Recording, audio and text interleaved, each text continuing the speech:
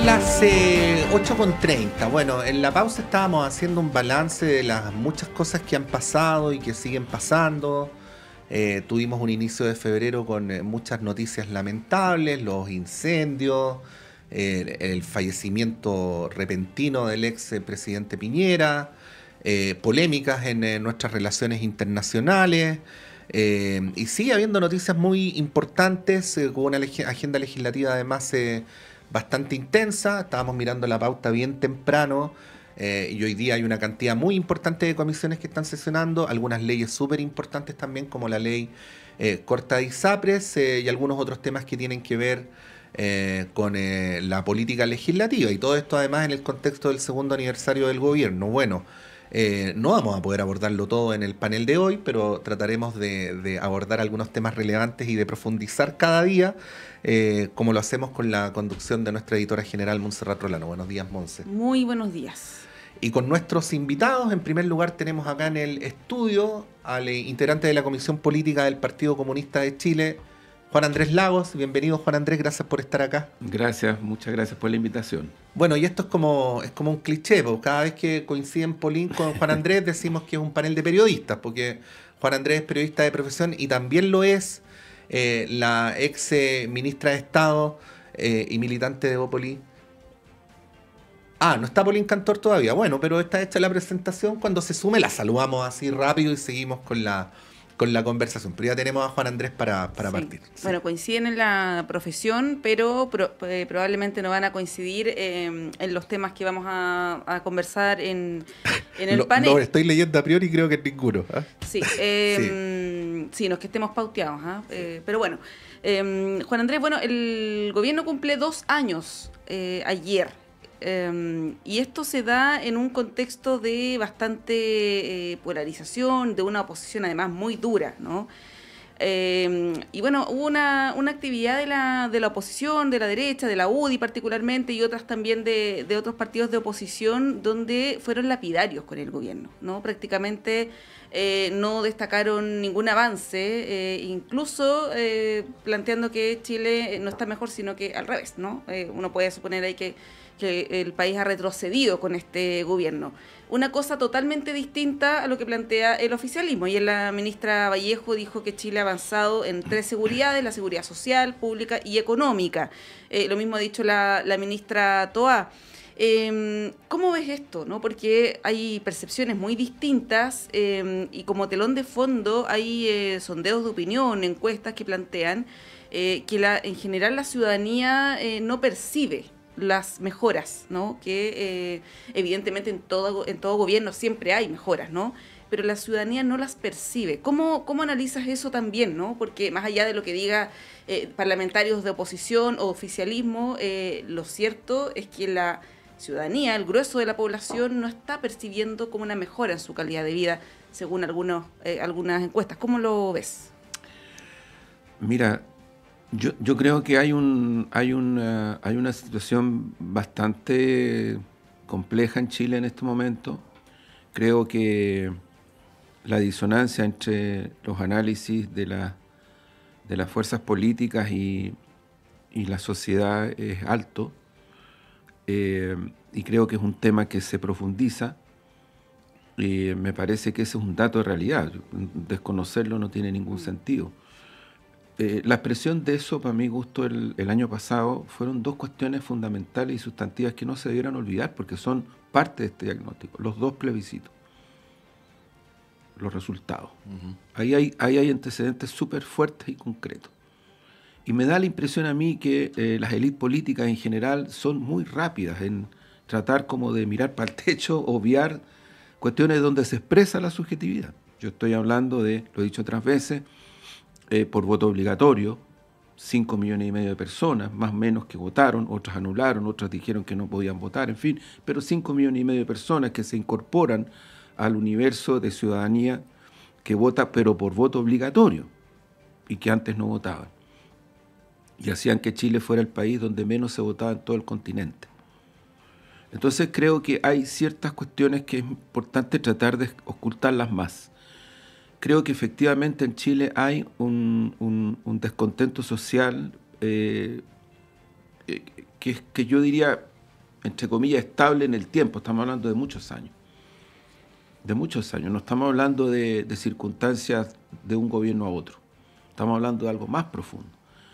Y yo creo que esos estudios, que otras veces yo también lo he mencionado, del año 96 para adelante, el PNUD de Naciones Unidas y otros más, te muestran un país en donde hay ciertas cuestiones que es necesario tomar ya en consideración con más profundidad. Por ejemplo, pongo un dato muy concreto. Sí, efectivamente, yo creo que el gobierno ha hecho mucho más de lo que han hecho otros gobiernos respecto del tema de seguridad, crimen organizado, lavado de dinero, narcotráfico. Claro, pero el contexto también es Pero distinto. exacto, pero el problema es que la dimensión de esos flagelos es tan alta que, claro, uno puede hacer la relación comparativa y efectivamente ahí hay una cuestión objetiva.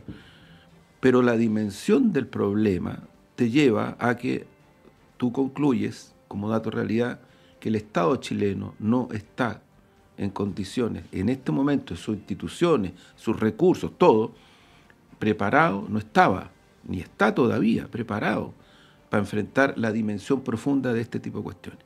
Y yo creo, o sea, desde el punto de vista del diagnóstico, que en temas socioeconómicos de pervivencia ciudadana pasa lo mismo. Educación, salud, vivienda. Entonces, mientras las élites políticas controversian y se dicen unas cosas con otras, mientras los gobiernos cada 4 años se dicen unas cosas con otras, hay una situación social, socioeconómica, insisto, que tiene estas características. Entonces, creo que ahí hay un cierto, más que llamado a atención, un campanazo que se debiera considerar para poder hacer el diagnóstico y para poder mirar qué es lo que el país requiere desde el punto de vista de políticas públicas. Mira, para ir más al fondo, yo creo que lo que está pasando en Chile es que hay un agotamiento definitivo del sistema económico neoliberal de este país. Definitivo. Ya se vivió en el gobierno de la nueva mayoría. Hay una situación que te daba señales fuertes. Sí. Juan Andrés, ponte los audífonos porque Sí. vamos a aprovechar de saludar a Polín Cantor. ¿Cómo estás, Polín? Bienvenida, gracias por estar acá. Estás en silencio, trata de habilitar Ahí sí, perfecto. ahí sí. Ya. Bienvenida, Polín, Muy bueno. gracias por estar acá. Muchas gracias, muy buenos días y contenta de estar acá con ustedes esta mañana. Sí, nosotros también, bueno, era que no, pues estamos haciendo el balance de los 2 años del gobierno, así como en resumen para darte la palabra, es muy natural que los oficialismos digan algo muy distinto a las oposiciones cuando hay un aniversario del gobierno. Pero sí me llama la atención que ayer no había por dónde hacer calzar, o sea, era extremadamente lo contrario. El gobierno haciendo hincapié en sus realizaciones y la oposición diciendo más o menos que este gobierno había sido desastroso, ¿no? Son palabras que pertenecen más o menos a la misma familia, ¿no? Bueno, Juan Andrés estaba haciendo una deriva yendo a temas más de fondo y planteaba por un lado el tema del hastío de la población con el sistema político, que sería como un problema más general, y también planteaba el modo en que me atrevería a decir que el sistema político, a través del modelo económico, pues se supone que teóricamente el modelo económico depende del sistema político y no al revés, no lograría solucionar adecuadamente los problemas de la población. O sea, Juan Andrés está haciendo un planteamiento que va por encima de si el gobierno lo ha hecho bien, mejor o peor, ¿no? Bueno, ¿cuál es tu análisis al respecto?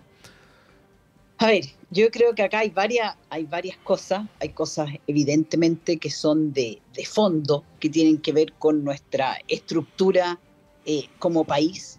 Y en ese sentido uno sí puede en el fondo hacer todo un análisis de lo que significa estar con un sistema político que literalmente está muerto. Así, en ese sentido, y por algo, digamos, se dio una posibilidad de tener una nueva constitución que finalmente, digamos, ambos procesos fracasaron.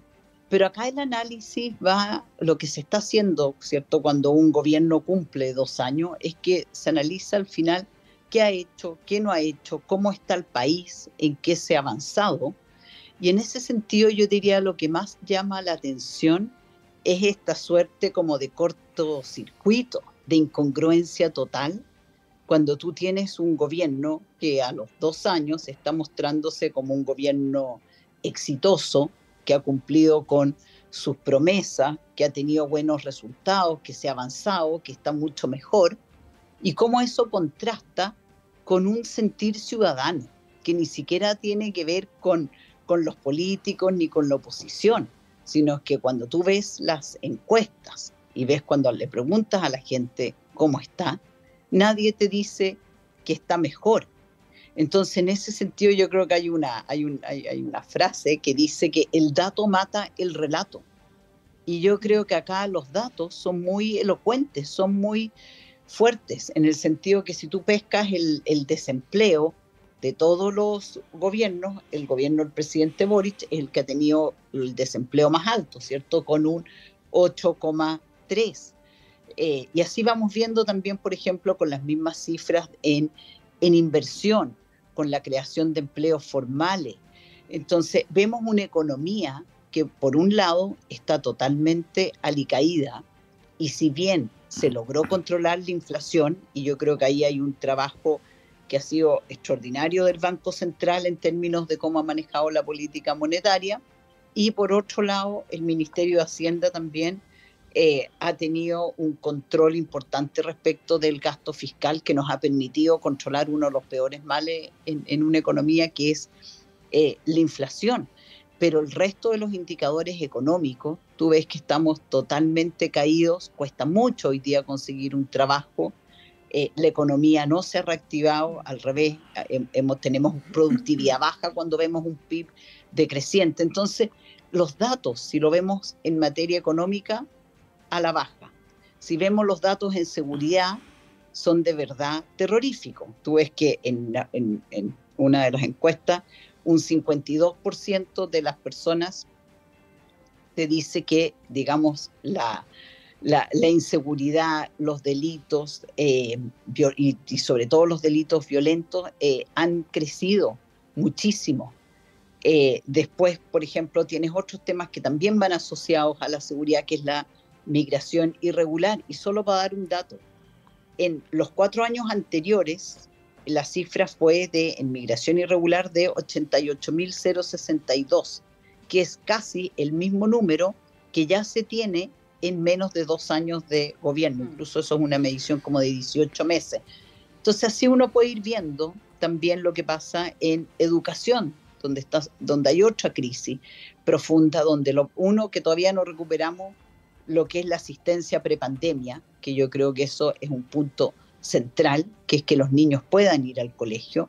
Vemos el tema, lo que pasó con el SLEP de Atacama, que finalmente terminó el año y no se logró resolver ese grave problema, y los niños tuvieron más de 3, casi 4 meses sin ir a clase. Yo creo que es de los dramas más grandes que le puede pasar a un país.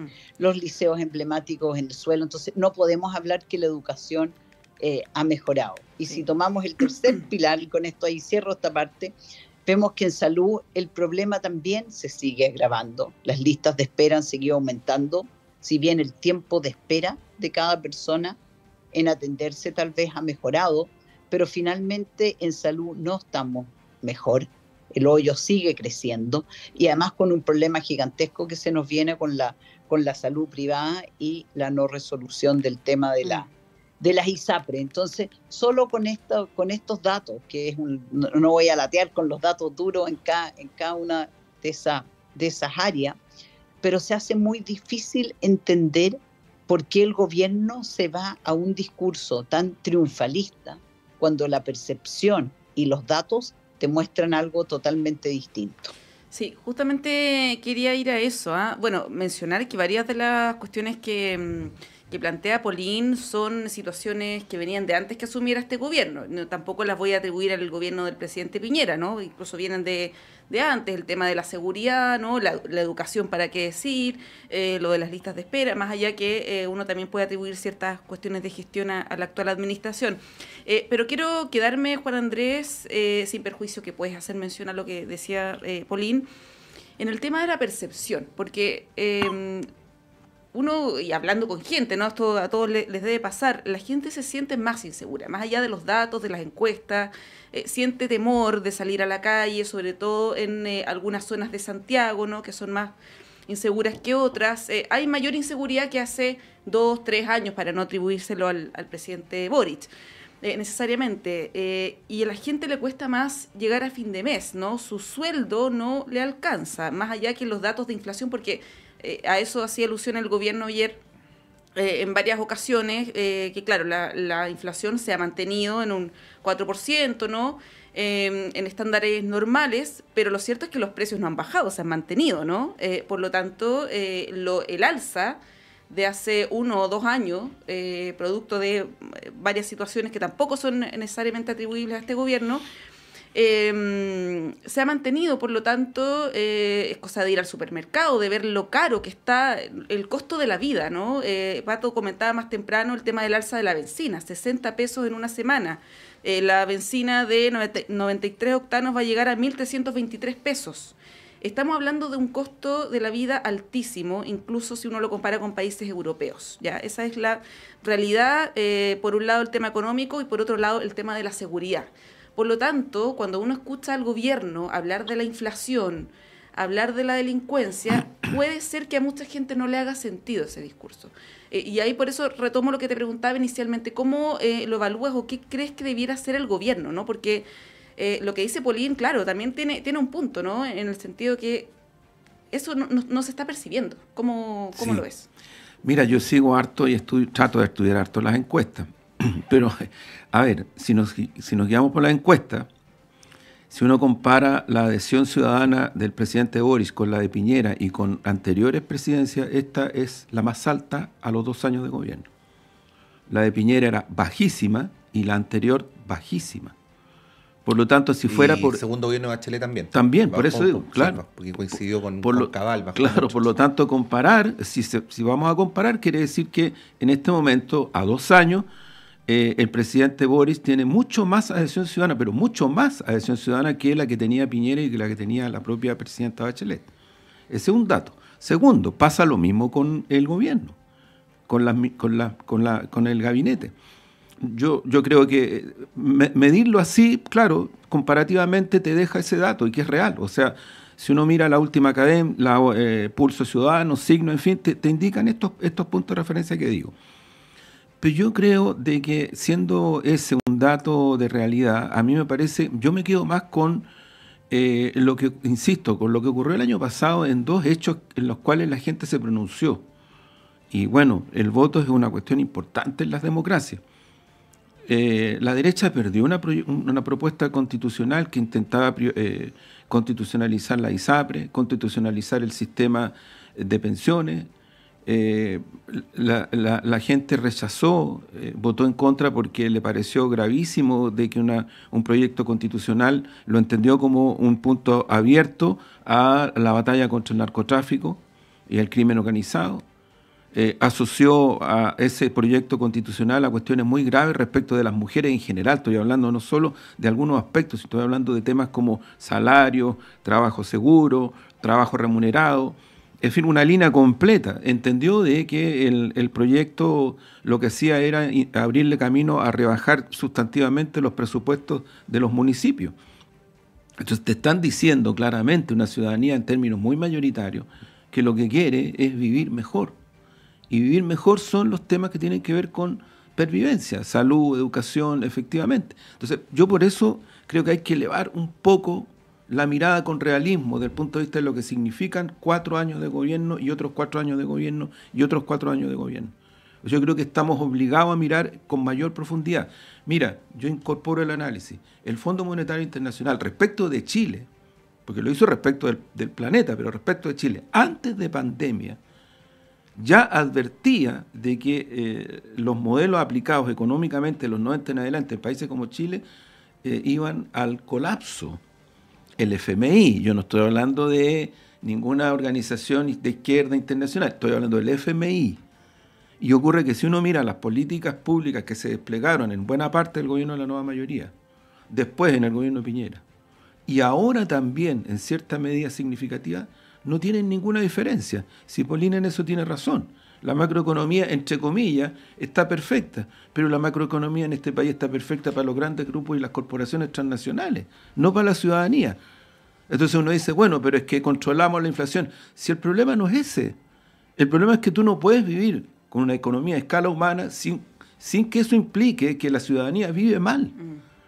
¿No? Entonces creo que ahí está el punto de referencia que yo insisto. Mira, si se siguen los análisis comparativos, yo vuelvo a reiterar, macro zona sur, me van a decir que no se han cambiado los términos de referencia, sin violación a los derechos humanos. Se ha logrado establecer ciertos puntos de referencia en donde se ha combatido directamente el tráfico y el robo de madera en la 8ª región, cuestión que venía de antes. Macro zona norte, más o menos lo mismo, pero son insuficientes.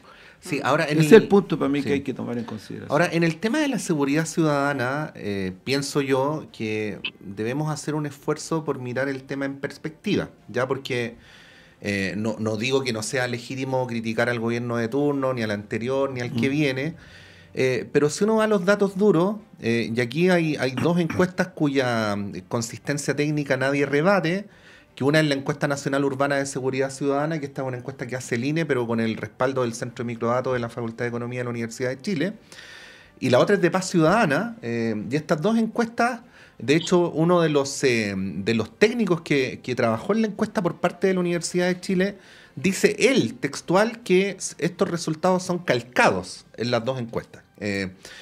Y lo que esta encuesta señala es que la percepción de inseguridad en los últimos 10 años se ha disparado y las familias que declaran ser víctimas de delitos, que son las mismas a las que se le pregunta si se sienten inseguras, se mantienen más o menos estables a lo largo del tiempo.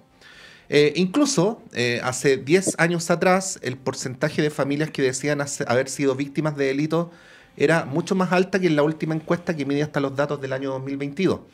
Y la única disminución que es consistente, y por razones que todo el mundo va a encontrar obvia, fue durante los 2 años más álgidos de la pandemia, ¿no? Donde se redujeron los desplazamientos, en fin. Evidentemente a esto, agrego yo, habría que incorporar un factor de carácter más cualitativo, que es que la gravedad, la truculencia de los crímenes se ha agravado significativamente en Chile, ¿no?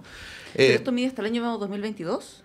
Mide hasta el año 2022. Ah, o sea, ya, porque claro, hay un año fue, y claro, que... pero es la última, porque es la que se presentó en diciembre del 2023. No, pero a lo que voy es que igual, por ejemplo, el tema de los homicidios, sí. que en enero se incrementó, eso no lo mide la encuesta, por ejemplo. No. El alza de homicidios y todo eso también pero sí, mi punto es que por alguna razón, mientras las familias que declaran ser víctimas de delitos se mantienen en un porcentaje relativamente estable, la percepción de inseguridad se dispara, ¿no? Hay algo que evidentemente da para el análisis. Bueno, Polín. Sí, a ver, yo creo acá una de las cosas, porque uno evidentemente siempre se van comparando un gobierno con otro, ¿cierto?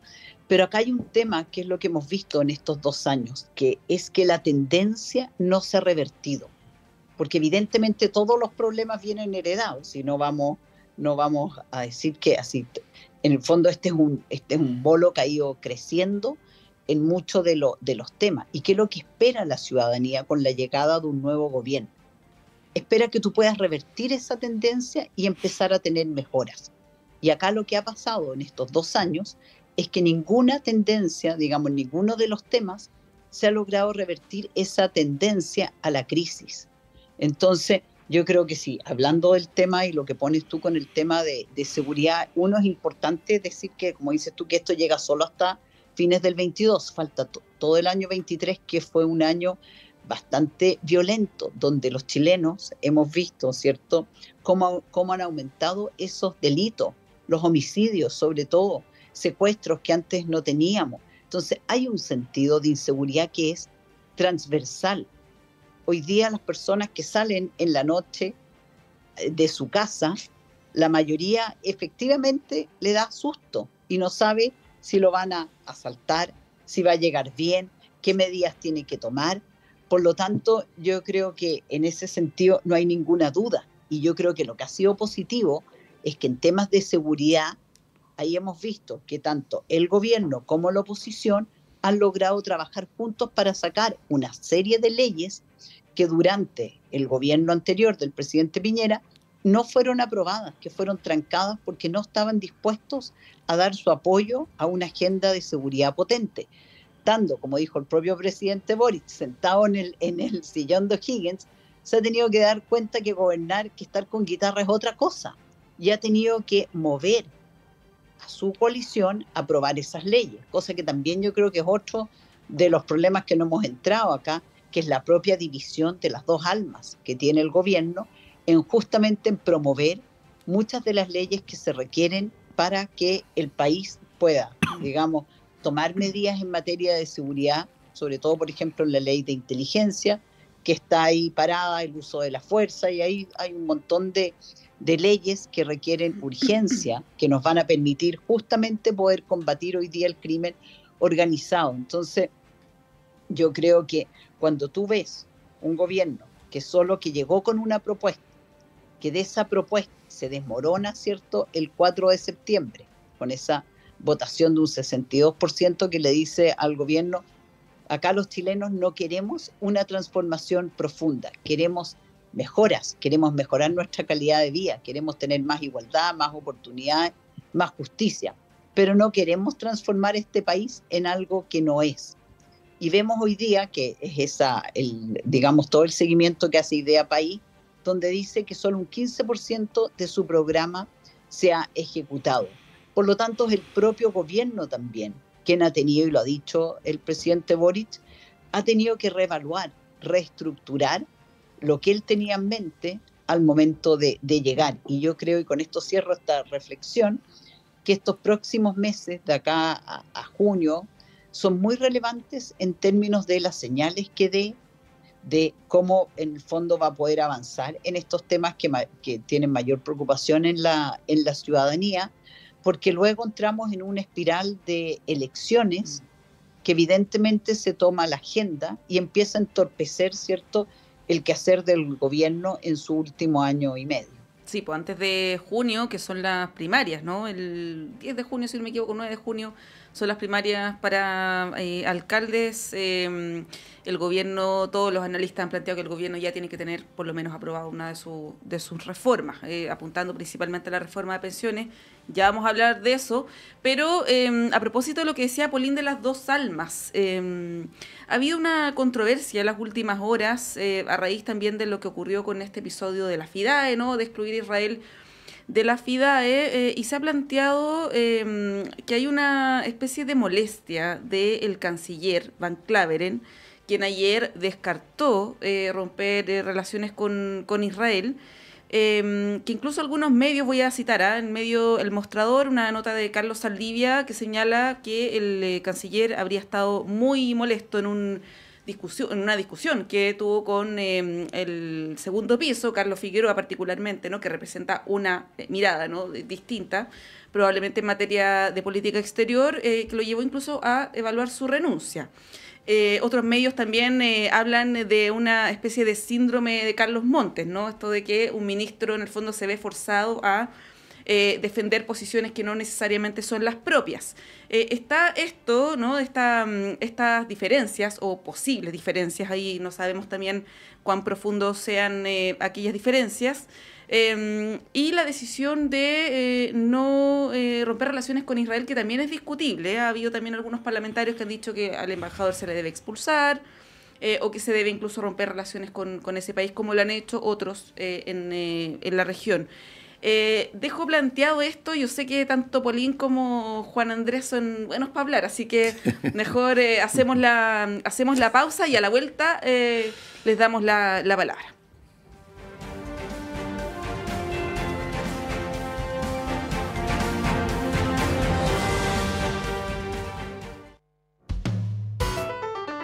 Conciencias y Educación, un programa de la Facultad de Ciencias de la Universidad de Chile dedicado a mostrar el estado de la ciencia de frontera y analizar las políticas educacionales y contenidos programáticos sobre educación científica y educación ambiental, con la conducción de la periodista Ruth Tapia y la participación del profesor Dr. Raúl Morales, decano de la Facultad de Ciencias de la Universidad de Chile. Conciencias y Educación, un programa para una ciudadanía más demandada en los avances científicos, tecnológicos y ambientales. Todos los viernes a las 12 horas en el 102.5 FM y radio.uchile.cl.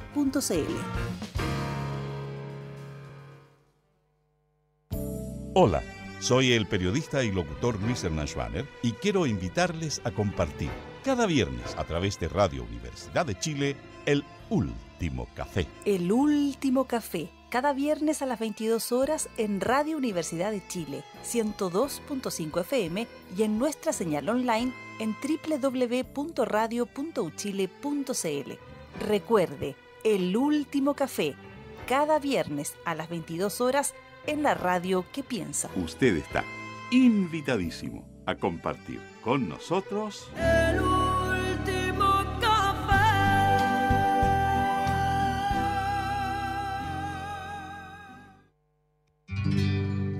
Descubre el fascinante mundo del patrimonio cultural chileno en Chile, su tierra y su gente. Cada domingo, de 11 a 13 horas, te invitamos a explorar la riqueza de nuestro país diverso y emblemático. Únete a nosotros en Radio Universidad de Chile, 102.5 FM y en www.radio.uchile.cl para conocer más sobre nuestra identidad cultural. Chile, su tierra y su gente es un programa creado por el Ballet Folclórico Antumapu de nuestra universidad. No te pierdas Debate Social, el programa de conversación y debate que analiza la realidad nacional, especialmente en el ámbito social. Conducido por Luis Mesina. Viernes, 16 horas, en Radio Universidad de Chile, 102.5 FM o visita radio.uchile.cl para participar en una discusión enriquecedora los viernes a las 16 horas. Acompáñanos y sé parte del diálogo que marca la diferencia.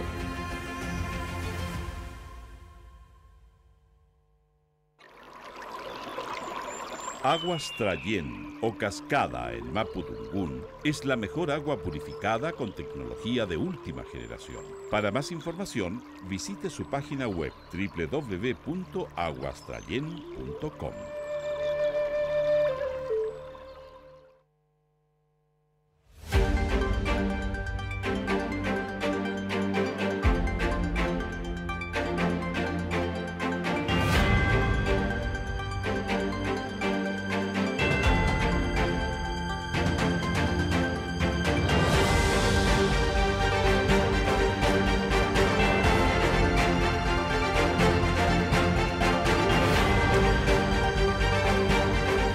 Son las 9:03 de la mañana, a esta hora en Radio Análisis, con Montserrat Rolano, con Paulín Cantori, con Juan Andrés Lagos.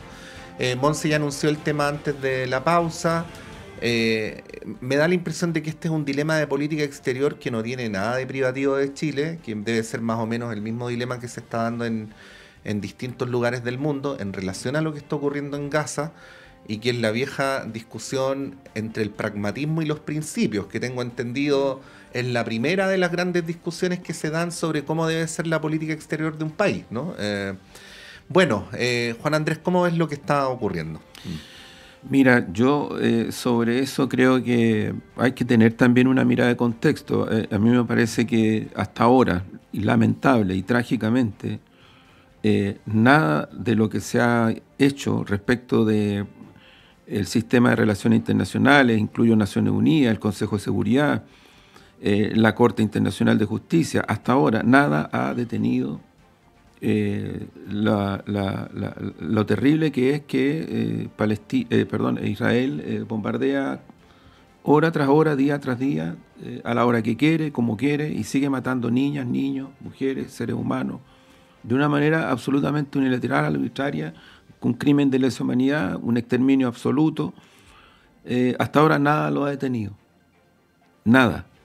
Entonces uno dice, ¿qué se puede hacer para impedir que esto siga ocurriendo? Ni siquiera Israel ha aceptado momentos relativos de horas para poder establecer, por ejemplo, corredores humanitarios para que llegue la alimentación.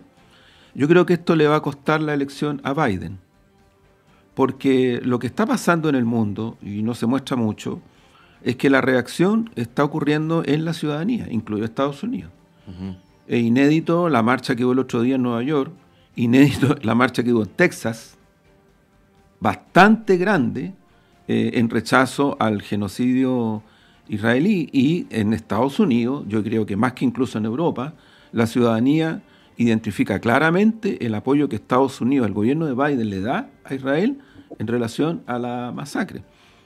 Entonces, tengo la impresión de que incluso eso ha explicado de que Estados Unidos ha tratado de levantar en estos últimos días aviones para llevarlos, para lanzar alimentos, en fin, se están tratando de neutralizar una reacción que dentro de Estados Unidos es muy fuerte en contra del exterminio a Palestina. Eso está ocurriendo en Europa, está ocurriendo en nuestra región. ¿Qué es lo que se puede hacer para detener esto? Esa es la pregunta en este momento, en estas horas.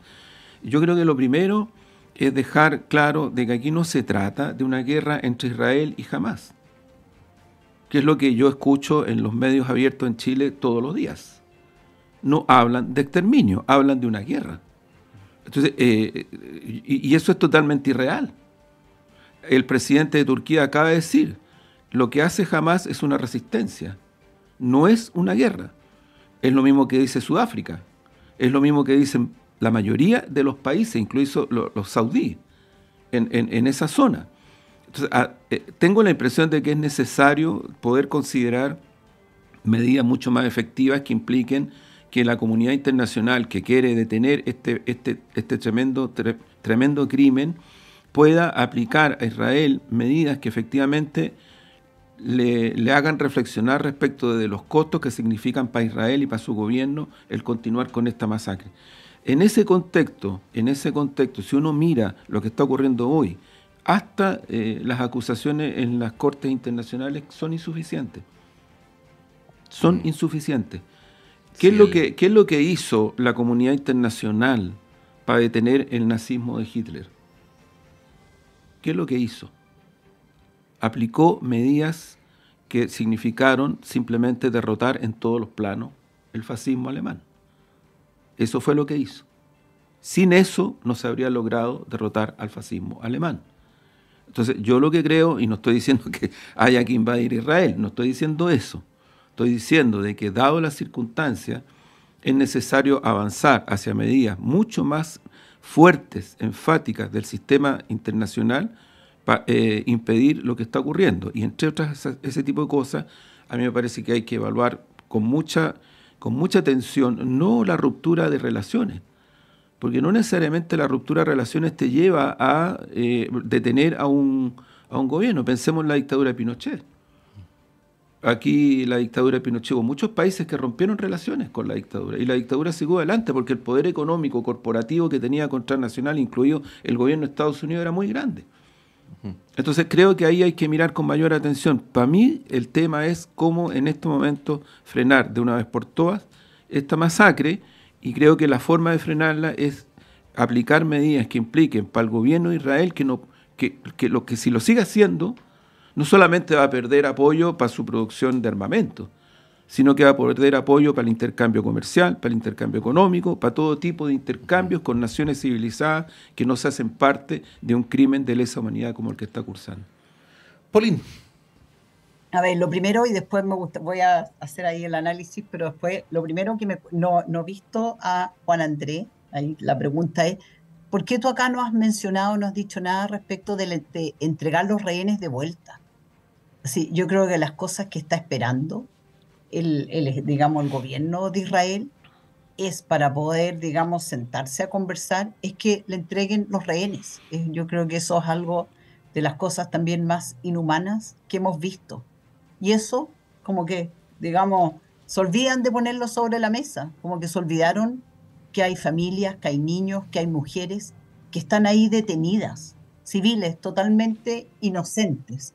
Entonces creo que lo primero también es poder exigir para sentarse a conversar, es devuélvanme esos rehenes. Me gustaría, ¿qué pasaría si tuvieran chilenos ahí de rehenes? ¿Qué estaría diciendo el gobierno? ¿Cómo estaría defendiendo a sus ciudadanos? Yo creo que ese es un primer punto que yo creo que no se puede olvidar y como que estuviera, digamos, debajo de la mesa. Lo segundo, yo creo que uno tiene que poder separar lo que es el gobierno de Netanyahu, como en cualquier gobierno que uno le puede gustar o no, como uno podía separar en Estados Unidos el gobierno de Trump con lo que es el Estado de Estados Unidos. Y acá hay que separar lo que es el Estado de Israel de lo que es un gobernante de turno, que uno le puede gustar, lo puede criticar, no puede estar de acuerdo, no, pero otro es el respeto a otro Estado, que no tiene que ver con quién es el presidente de turno. Creo que a nosotros como chilenos no nos tienen que respetar o no porque esté el presidente Boric a la cabeza, sino que nos tienen que respetar como Estado chileno que somos y con todo lo que eso significa. Entonces, dicho eso, creo que hay instancias y hay organismos internacionales donde tú llevas los temas y donde se abordan los temas, y para eso son esos foros de discusión. Pero preocuparse de importar un conflicto a Chile en comunidades que a lo largo de la historia acá en Chile, la comunidad judía con la comunidad palestina, han tenido un buen entendimiento, se han llevado bien, y tener, digamos, empezar a meterle una arista más y buscar que ahí se produzca un conflicto mayor, que se produzca mayor agresividad, creo que de verdad no le hace bien a Chile. Creo que hay otras instancias de hacerlo. Entonces, en ese sentido, creo que la mirada que ha tenido este gobierno, el del presidente Boric, con respecto al conflicto, como él mismo dijo, este es un tema ético, con respecto a la no participación de las empresas israelíes en la FIDAE, creo que volvemos a ese punto de la superioridad moral que siente esta generación, digamos, frente amplista, de que ellos van a dar el ejemplo de lo que se puede y no se puede hacer, sin medir los daños que eso puede significar. En este caso creo que ha salido gran parte del espectro político a decir que es una decisión totalmente errada, con lo que significa para nuestra seguridad nacional, con lo que significa, ¿cierto?, la relación de larga data que Chile ha tenido con estas empresas, y por lo tanto uno tiene que medir bien las consecuencias que tiene cada una de las acciones, y yo creo que acá no hay ninguna duda, si uno ve nomás los hechos, la política que ha tenido el gobierno desde el día 1 anti-israelí, desde el día que el presidente no quiso recibir las credenciales. Entonces, en vez de tener una política exterior consistente con lo que ha sido Chile, de no traer un conflicto que es fuera de nuestras fronteras, tratar de meterlo adentro, creo que eso no es necesario, y para eso existen instancias formales, organizaciones internacionales, digamos todo lo que es Naciones Unidas para abordar esos problemas. Para eso se creó Naciones Unidas después de la Segunda Guerra Mundial. Y me llama la atención también, ahí le pido ahí Juan Andrés, porque al escucharte hablar, cuando tú dices acá se unió todo el mundo para derrotar, ¿cierto?, el fascismo de Hitler, es como que acá se tendría que unir todo el mundo para eliminar la existencia del Estado de Israel. Así creo que es muy fuerte que tú hagas, ahí termino, esta comparación en el fondo de que el mundo se tiene que unir contra el Estado de Israel. Así creo que no son comparaciones. Así te pido ahí que hagas una mayor, profundices más, porque la verdad es que me llamaron mucho la atención. No hagamos cambios de víctima y victimario. O sea, aquí lo que el exterminio es en contra de Palestina, no en contra de Israel. Y por lo tanto yo creo que ahí hay un punto de referencia que me parece súper sustantivo. El presidente Lula da Silva está tratando junto con los países del BRICS, y junto con el BRICS, digo, la India, Sudáfrica, China, Rusia, varios países europeos se han plegado, están tratando con cierta urgencia de modificar el sistema del Consejo de Seguridad de Naciones Unidas para evitar de que un país al interior del Consejo vete, como han vetado Estados Unidos, en este caso, varias veces que se detenga el fuego en esa zona. De eso estamos hablando. Ahí te pregunto, entonces, mira, si yo... ¿Y qué pasa con los rehenes? Si espérate, no me lleves de un lado para otro. Si aquí el exterminio está desde el gobierno de Israel, el Estado de Israel, junto con sus aliados militares. Yo lo dije en esta radio el año pasado. tú no trasladas 2 portaaviones de guerra con armamento atómico a esa zona si no es por respaldar e impulsar una invasión militar como la que ha hecho Israel y como la que está haciendo todavía hasta ahora en este momento. Y esos 2 portaaviones son de origen norteamericano. Y tú no haces eso respecto de los militares y las fuerzas militares mercenarias en parte, pero que son de origen británico, italiano, español, francés, respecto de esa misma zona. Entonces, cuando uno transparenta la situación real, la involucración de las potencias occidentales en esta masacre, en este exterminio, es brutal. Esa es la realidad. Ahora, si la reacción de un país como el nuestro va a ser, no, es que aquí se llevan bien los palestinos con los judíos, por favor, yo francamente creo que eso es insostenible, porque lo que está ocurriendo es un exterminio de un pueblo entero. Es el exterminio de un pueblo entero. Y no es reciente. Sí, y no es reciente. Yo incluso, perdona, más creo lo que ha hecho el gobierno chileno al hacer la presentación judicial, lo que ha hecho ahora. Oye, si las relaciones armamentísticas no... O sea, si a mí alguien me dice, en verdad, que esto afecta a la seguridad nacional, me parece que es súper grave, porque quiere decir que estamos subordinados a políticas militaristas como la de Israel y como la de Estados Unidos y como la de otros países, que lo que están llevando al planeta es a una situación extrema que la ha denunciado incluso el Papa católico en estos días.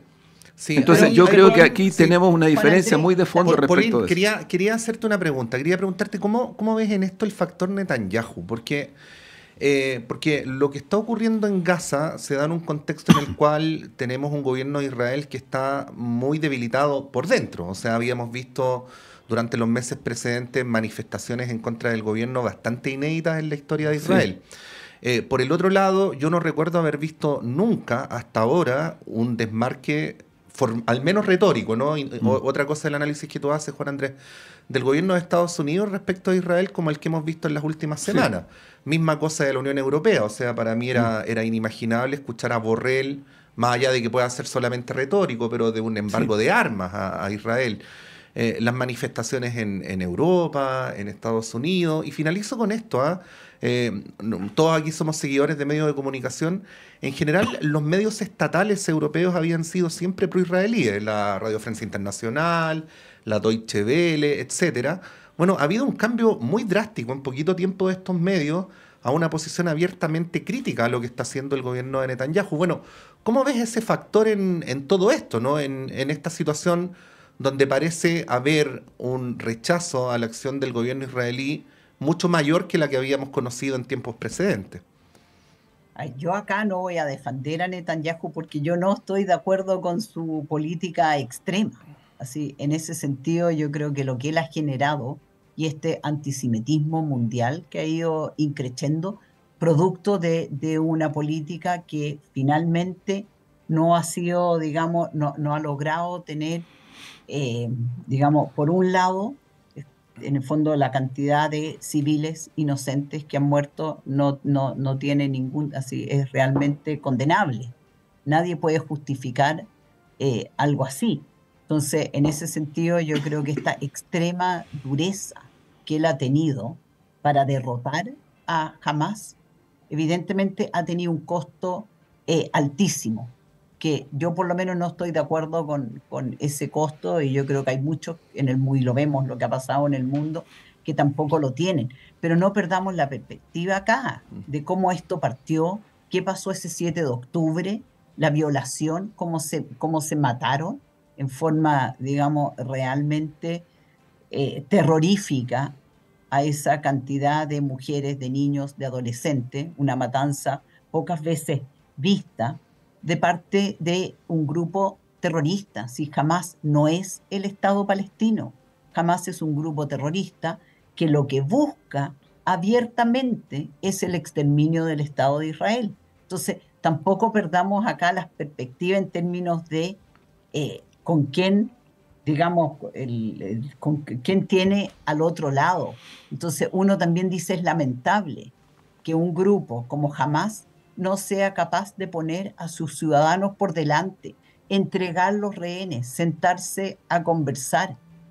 Pero acá nadie, por eso vuelvo a preguntarle a Juan Andrés, así, ¿por qué él tampoco pone sobre esa mesa donde están sentados el que acá se devuelvan a los rehenes, si lo han pedido? Si yo creo que tomando eso, la situación va a cambiar bastante. Pero acá es como que eso quedó en un olvido y dejara de ser tema. Sí. Entonces, es difícil. A ver, este es un conflicto que de partida Chile no lo va a resolver. Pensemos que este es un conflicto que lleva, no sé, muchísimos años, para no nos vayamos, se puede ir uno mucho más atrás que lo que fue la creación del Estado de Israel. Sí, bueno, pero que efectivamente, ahí termino, necesitamos y queremos, y yo creo que toda la comunidad internacional y todo el mundo lo que quiere es que vuelva la paz a la zona, que pueda convivir en paz, digamos, palestinos e israelí, y que se puedan respetar mutuamente, reconociéndose ambas su derecho a vivir en paz y en estado soberano. Yo creo que eso es lo mínimo que uno espera. Uh-huh. Sí, bueno, para ir avanzando, Pauline, Juan Andrés, yo solamente un comentario. Yo creo que se puede afirmar que lo que hizo Hamás y lo que está haciendo Hamás con el secuestro y los rehenes que mantiene, son más de 100 personas, es totalmente deleznable, despreciable, que Hamás tiene que devolver a esas personas. Yo creo que se puede hacer esa afirmación. Y por otro lado también se puede decir que lo que está haciendo el Estado de Israel es criminal. Y lo digo porque se está contraviniendo el derecho internacional. O sea, en términos estrictos, son crímenes de guerra lo que está haciendo Israel. Yo creo que se pueden decir ambas cosas, ¿eh? No, una cosa no anula a la otra. Y solamente para mencionar mi pregunta original, que creo que no fue muy tomada en cuenta, sobre las relaciones internacionales, ¿no? Y cómo el gobierno las lleva, porque al final la crítica que se le hace a este gobierno respecto de este tema es que son decisiones muy personalista, cuando son cuestiones que debieran abordarse con una mirada más de Estado, ¿no?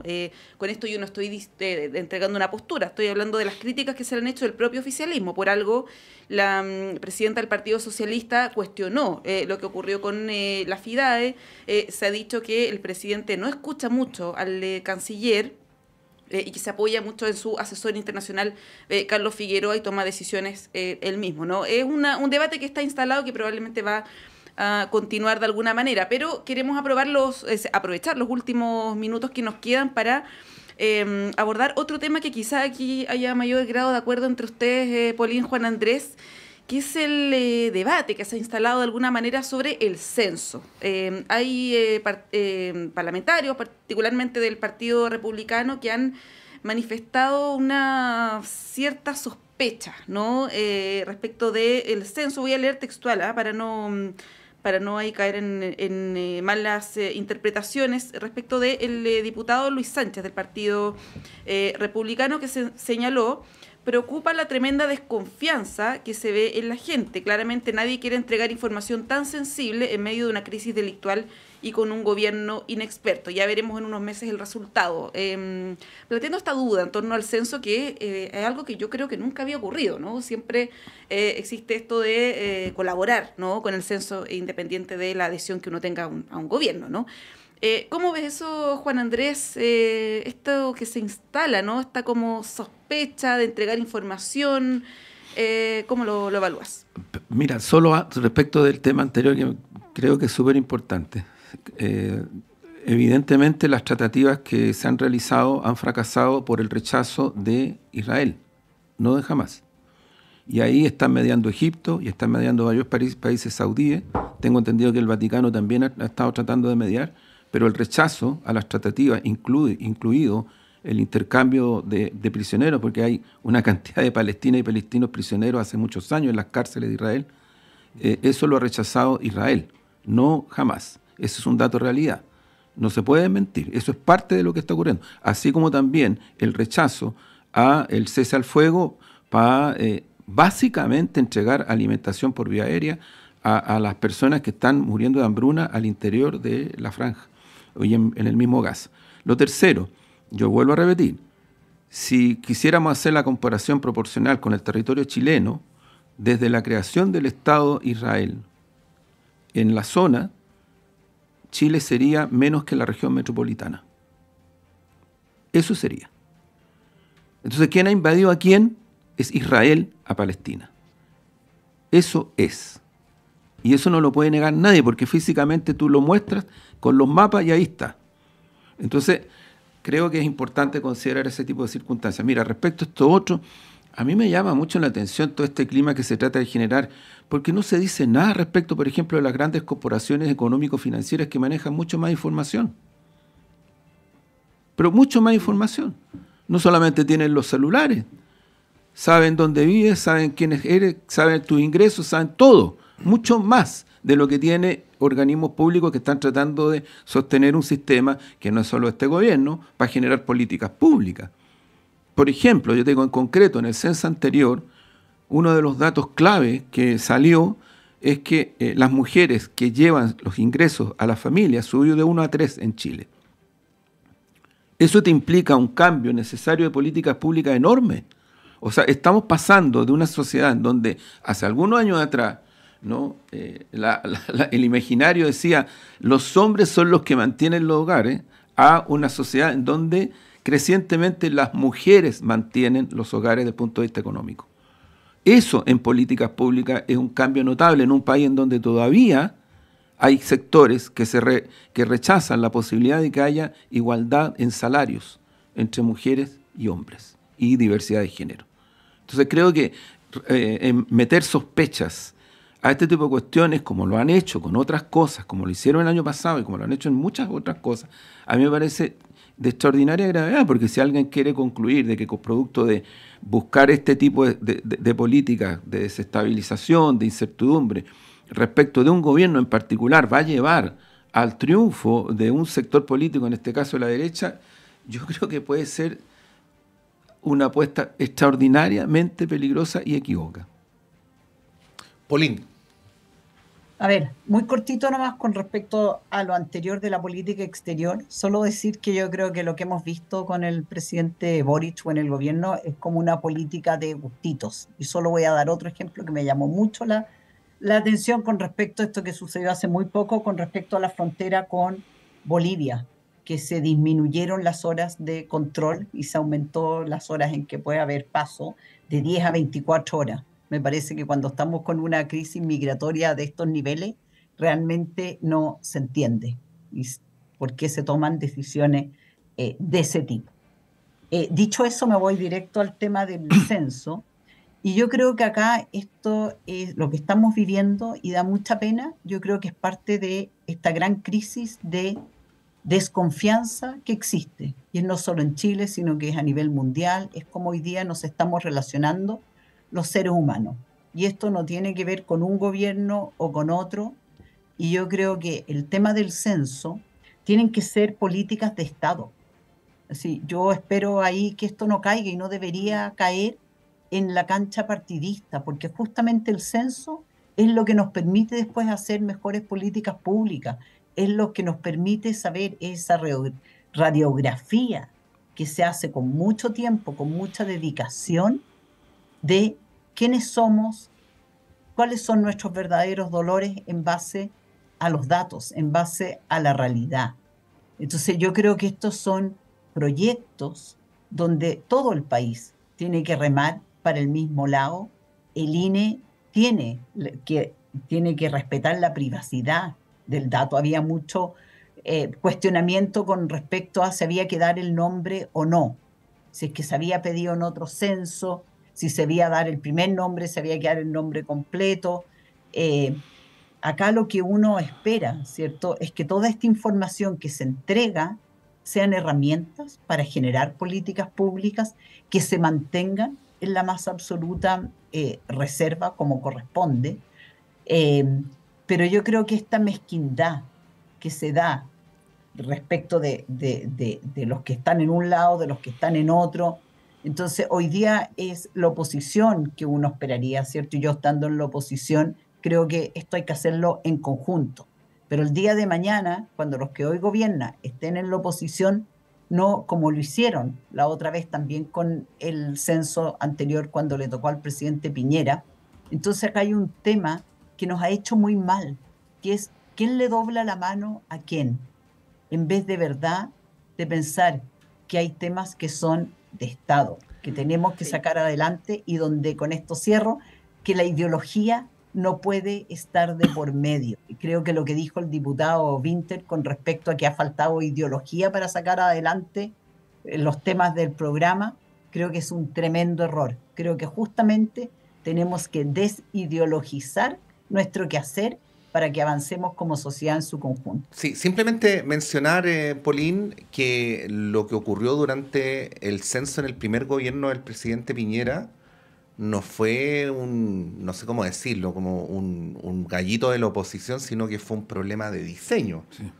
que adicionalmente se tradujo en un ocultamiento de los problemas de diseño. Sí. A tal punto, este fue el señor Francisco Laveno, que el propio entonces presidente de la República, Sebastián Piñera, durante su primer gobierno pidió perdón por lo que había ocurrido con el censo. Lo menciono nomás para aclarar ese punto. Sí. No, a lo que me refería con eso es que si hay un problema con eso, tenemos que tratar de resolverlo todos juntos. Me refiero, es tan importante que no es para sacar dividendos políticos, es para, en el fondo, esperemos, y creo que todos tenemos que colaborar para que este sea un buen censo. A eso es lo que... Sí.